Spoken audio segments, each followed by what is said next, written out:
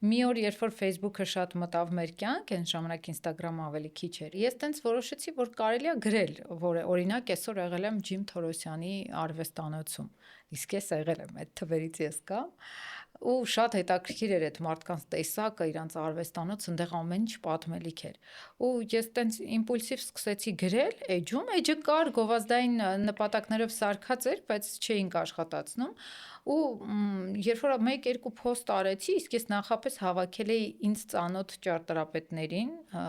ընկերության հայտ էի ուղարկել, այնտեղ հավաքված էր ինչ որ զանգված ճարտարապետների,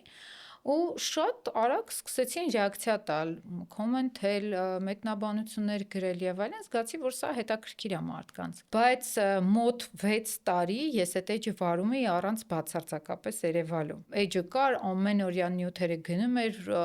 ինչ կառուցվեց, ինչ քանդվեց, ինչ խանութ բացվեց, որ արվեստանոցում եղա, որ ճարտարապետի ծնունդն է, բայց բացարձակ չէր երևում դա ով է գրում։ Ու մեծամասնության կարծիքով այդ էջը վարում էր 40-անց տղամարդ ճարտարապետ։ Հետո որ ես սկսեցի երևալ, շատ զարմանում էին, նույնիսկ տենց դեպք ա եղել, որ ինձ տեսել են, ասել են՝ «Վայ, դու այն էջի տղեն ես», բայց ես իրանց դիմաց կանգնած եմ։